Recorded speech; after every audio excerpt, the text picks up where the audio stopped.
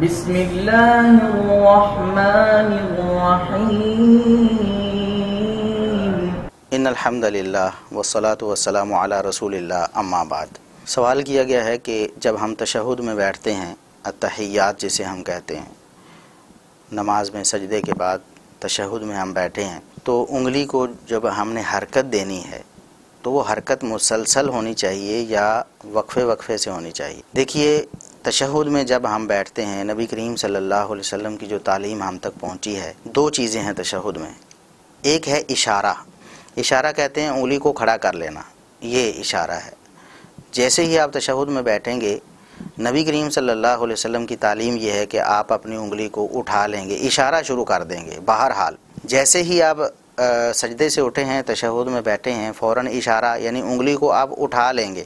یہ صحیح مسلم میں ہے نبی کریم صلی اللہ علیہ وسلم کے بارے میں کہ آپ صلی اللہ علیہ وسلم جب تشہد میں بیٹھتے تو جیسے ہی اذا جلس فی الصلاۃ، جیسے ہی نماز میں آپ بیٹھتے تشہد میں، تو جس طرح آپ اپنے ہاتھوں کو رکھ لیتے رانوں پر، تو یشیر باصبعہ التی تلی الابہام، آپ اپنی اس انگلی کے ذریعے اشارہ شروع کر دیتے جو انگوٹھے کے ساتھ شہادت والی انگلی، تو شہادت والی انگلی سے آپ اشارہ مسلسل کرتے تھے جو ہی تشہد میں بیٹھتے سلام پھیرنے تک۔ بعض لوگوں نے اس میں جو ایک طریقہ بنا لیا، یہ ان کے ہاں رائج ہو گیا، بعض نے کتابوں میں بھی لکھ دیا کہ یہ انگلی تب اٹھانی ہے جب آپ اشہد ان لا الہ الا اللہ کہہ رہے ہوں گے، اس وقت اٹھانی ہے، اور اشہد ان لا الہ الا اللہ کہتے ہی اس کو نیچے کر لینا ہے۔ یہ بات خلاف سنت ہے۔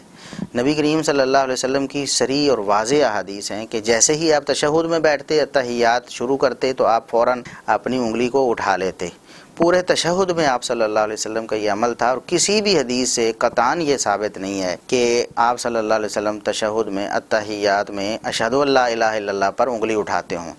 بعض لوگ کہتے ہیں کہ یہ انگلی اٹھانا دعا کے لیے ہے، تو گواہی کے لیے ہے، دعا کے لیے ہے، تو اس لیے یہ اشہد ان لا الہ الا اللہ پر اٹھانا۔ تو ان کی اطلاع کے لیے عرض یہ ہے کہ تحیات للہ یہاں سے شروع ہو۔ نماز تو ویسے ہی پوری کی پوری دعا ہے، اور تشہد خصوصاً دعا ہے کہ اس میں آپ پہلے اللہ رب العزت کی تعریف کرتے ہیں، التحیات للہ والصلوات، یہ اللہ کی تعریف ہے، اور پھر آپ درود پڑھتے ہیں، اللہم صلی علی محمد وعلی آل، یہ درود ابراہیمی پڑھتے ہیں۔ اس کے بعد آپ مانگتے ہیں، اور یہ دعا کا مسنون طریقہ بھی یہ ہے جو نبی کریم صلی اللہ علیہ وسلم کی احادیث سے ثابت ہے۔ نماز کے علاوہ بھی اگر آپ دعا مانگیں تو اللہ رب العزت کی حمد و ثنا سے شروع کریں۔ جب آپ کسی بڑے کے پاس جاتے ہیں، کسی بااثر شخص کے پاس، کسی وزیر مشیر کے پاس آپ جاتے ہیں، آپ نے کوئی کام نکلوانا ہوتا ہے، تو آپ اس کی تعریف کرتے ہیں پہلے کہ آپ ماشاءاللہ بڑے اچھے ہیں، پہلے بھی آپ نے ہمیں یہ ہمارے کام کیے ہیں، تو ابھی ہم آپ کے پاس یہ ایک کام لے کر آئے ہیں، امید ہے کہ آپ ہمیں مایوس نہیں کریں۔ اس طرح کے الفاظ یہ تعریفی کلمات ہیں۔ تو اللہ رب العزت تو سب سے زیادہ تعریف کے قابل ہے، اور اللہ رب العزت سے آپ نے مانگنا ہے، تو اس طرح کے کلمات آپ ادا کریں گے تو آپ کی دعا کے قبولیت کے چانسز جو ہیں وہ بڑھ جائیں گے۔ تو دعا کا یہ ابتدائیہ ہے التحیات للہ۔ تو اگر آپ کہتے ہیں کہ دعا میں اشارہ کرنا چاہیے، تو یہاں سے دعا شروع ہو جاتی ہے التحیات للہ، جیسے ہی آپ بیٹھتے ہیں تو اشارہ شروع کریں۔ ویسے بھی نبی کریم صلی اللہ علیہ وسلم کی تعلیم ہے کہ آپ جب بھی تشہد میں بیٹھتے، جیسے ہی بیٹھتے تو انگلی کے ساتھ اشارہ شروع کر دیتے، انگلی کو اٹھا لیتے تھے۔ انگلی کو اٹھانا پورے تشہد میں ہے، چند لمحوں کے لیے اشہد ان لا الہ الا اللہ پر اٹھانا یہ قطعاً سنت سے ثابت نہیں۔ ایک بات، اسے کہتے ہیں اشارہ، انگلی کو اٹھانا۔ دوسری ہے حرکت۔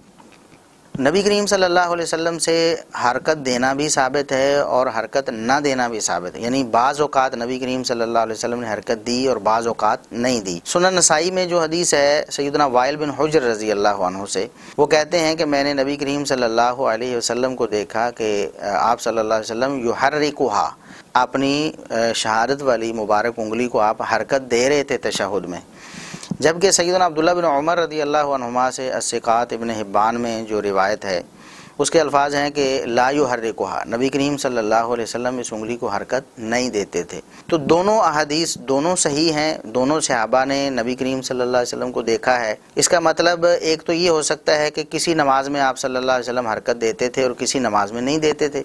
جب وائل بن حجر رضی اللہ عنہ نے دیکھا تو آپ صلی اللہ علیہ وسلم نے حرکت نہیں دی تھی، حرکت دی تھی۔ جب سیدنا ابن عمر رضی اللہ عنہما نے دیکھا تو آپ صلی اللہ علیہ وسلم نے حرکت نہیں دی تھی۔ یا دوسری مراد یہ ہو سکتی ہے کہ آپ صلی اللہ علیہ وسلم حرکت کو مسلسل نہیں رکھتے تھے. انگلی اٹھانی تو مسلسل ہے، حرکت کبھی دے لی ہے کبھی چھوڑ دی ہے، پھر تھوڑی دیر بعد حرکت دے لی ہے پھر چھوڑ دی ہے. تو سیدنا وائل بن حجر رضی اللہ عنہما نے جو فرمایا کہ حرکت دیتے تھے، اس کا مطلب یہ ہے کہ وقفے وقفے سے حرکت دیتے تھے. تو سیدنا ابن عمر رضی اللہ عنہما نے جو بیان کیا کہ حرکت نہیں دیتے تھے، اس کا مطلب یہ ہے کہ مسلسل حرکت نہیں دیتے تھے. بہرحال دونوں حدیثوں پر آپ عمل کر سکتے ہیں.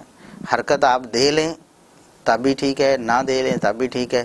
تو مسلسل حرکت جو ہے پورے تشہد میں وقفے وقفے سے مسلسل حرکت اس طرح آپ دیتے رہیں، بالکل ٹھیک ہے. تو دونوں حدیثوں پر اس طرح عمل ہو جائے گا. اشارہ آپ نے پورے تشہد میں کرنا ہے، یعنی انگلی کو اٹھا کے رکھنا ہے، تھوڑا سا خم بھی دینا ہے، جیسا کہ صحیح احادیث میں نبی کریم صلی اللہ علیہ وسلم سے ثابت ہے کہ آپ انگلی مبارک کو اٹھاتے تو تھوڑا سا اس کو خم دے کر رکھتے، بالکل سیدھا ایسے نہیں کرتے تھے بلکہ تھوڑا سا ایسے اس کو خم دیتے. حرکت آپ صلی اللہ علیہ وسلم سے دینا اور نہ دینا دونوں ثابت ہے. وقفے وقفے سے آپ حرکت دے لیں، پورے تشہد میں دے لیں، کسی نماز میں دے لیں، کسی نماز میں چھوڑ دیں. یہ دونوں عمل نبی کریم صلی اللہ علیہ وسلم سے ثابت ہیں، اور یہ علماء کرام نے یہی تطبیق دی. جیسا کہ ابن عبد البر رحمہ اللہ ہیں، انہوں نے ان دونوں احادیث کو نقل کیا اور لکھا کہ دونوں طریقے نبی کریم صلی اللہ علیہ وسلم سے ثابت ہیں اور دونوں قابل عمل ہیں.